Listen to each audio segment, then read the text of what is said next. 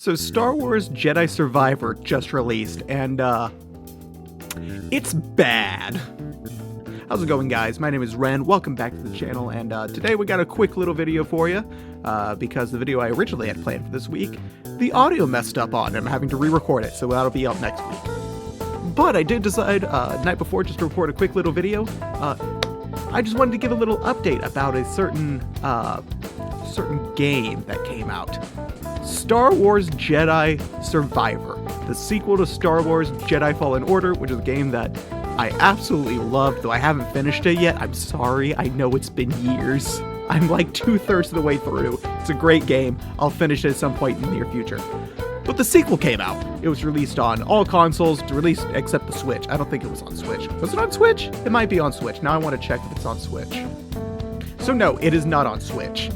It is on Xbox, it's on PlayStation, it's on PC, it's on Steam, and a bunch of people have gotten the game, and there has been a collective consensus. The game sucks performance-wise. Everyone loves the game from a gameplay standpoint, or from the actual game itself. The game itself is super fun, but nothing can run it. That's a problem. The people I found out about this from were, person, I should say, is Mudahar from Some Ordinary Gamers. Fantastic channel. Check them out. They're great. But they were talking about how they have an RTX 4090 and a Ryzen, what was it? Like a Ryzen 5 5600X or something. A really good CPU that was like top of the line like 2 years ago. Anyway, fantastic hardware. He was struggling to get above 30 FPS on max settings, turned all of his settings down to low, started kind of touching it on occasion in closed areas. That's bad. If top of the line hardware is not able to run this game, what is? Now, I don't know about you, but I think that if you have a game and you release the game should be playable. The fact that this is not happening for Jedi Survival is concerning.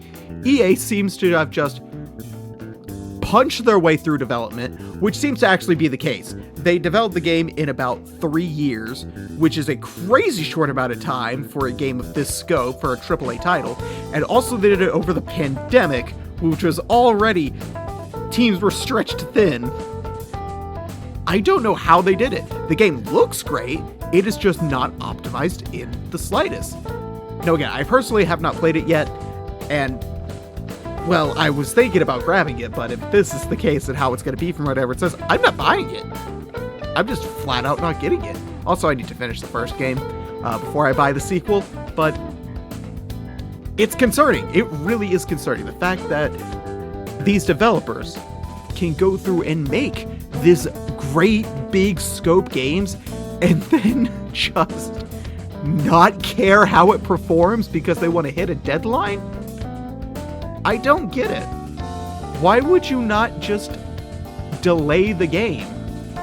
I feel like that would be a much easier solution, and that would work out a lot better. Maybe there's something about that I don't understand. I'm not a game developer. I don't run a game development company. Maybe there's some behind-the-scenes knowledge someone could fill me in on in the comments down below. I personally just can't wrap my head around it. Now again, initially when Mudahar was playing this game, he had everything at max settings, he had ray tracing on, turned ray tracing off. It increases FPS by maybe 5 to 10 on average, which is not a very big deal. But the biggest thing was that his GPU would not go above 40% utilization. Somehow, the game was bottlenecking itself through his CPU before it maxed out his GPU, because it wasn't optimized on the CPU side either. If he went into a menu, he would jump up to like 200 something frames. But at the second he left the abilities menu, drops right back down to like 40. Again, on top tier hardware. I have not the best system. I've got a RTX 3060 and a Ryzen 5 3600. It's not the best hardware, it's not the worst hardware, it's just a pretty decent mid-range computer nowadays. But I don't think I would even hit 30 average. Maybe if I turn everything to low, I might hit around 30-40 average. But for the hardware I have, I shouldn't have to be turning games down to the lowest settings. That is something I should have been doing with my old NVIDIA GPU, which was a 980 Ti. That I should be able to turn stuff down to like medium or low and get away with modern day games. But I would have to suffer lower visual quality because it's like a 6-year-old GPU. This shouldn't be happening on a GPU that's like, what, 30 series came out 2-3 years ago at the most? Shouldn't be that big a deal, right? And EA knows how to make great games. Another thing to note is that Mutahar was also playing this on Arch, by the way. So some people are thinking, yeah, that there's a bit of a performance hit. The hit on Proton is negligible at best. It's really not a huge hit. Like, yes, it is a hit. There is a performance suffering from playing a game through Proton. But it's like, maybe 5%? Not enough to cause this giant of an issue. Muta went on to load it up on Windows and had the same issue. Granted, the Windows was weaker hardware, but it was still having to turn everything down to the lowest setting to get decent frame rates. And then he went on to explain that apparently on consoles, this is still happening. So people are loading it up on their PlayStations, on their Xbox, and they're still getting like a more consistent frame rate, but it's still a frame rate at about 30 or so, and there are still drops. What is happening? EA, look, I know you don't like single-player games. You admitted that yourself on Twitter.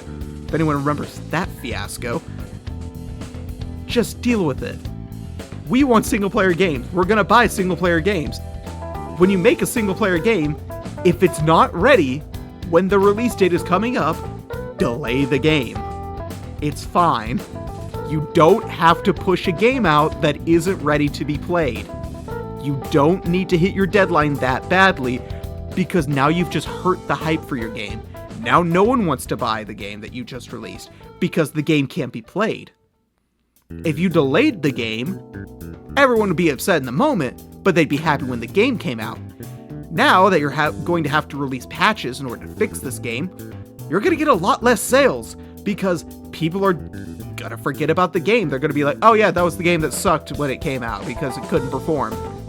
And then that's it. So it's the same problem that Cyberpunk now has. Cyberpunk now is a pretty playable game, and it's a pretty enjoyable game. But it's still, everyone remembers it as the game that runs its ass, because it came out running like ass. It was not finished. It wasn't optimized. Stop pushing out these giant AAA games in the shortest time span you can get away with. Take the time the game needs. Let it cook. Let the devs make the game the way they need to make it. Stop pushing these deadlines. Stop crunching your devs. This is seriously a problem. There's so many stories about timeline crunch in game development. It's concerning. Stop doing that. Let the devs work. Let them do their job. I know you want to have these deadlines for your investors, but I promise you, you will make more money if you release a good game rather than an unfinished game. I promise you, it will go better for you. It's not that crazy of a concept.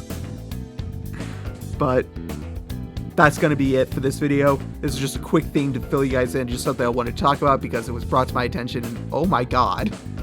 I didn't believe it until I saw the footage from Mutahar from Some Ordinary Gamers about this. But hey, thank you all for watching. See you on the next video. Check out my live streams, either on this channel, on my live channel, and for the VODs and stuff. And I will see you all in the next video. Peace out.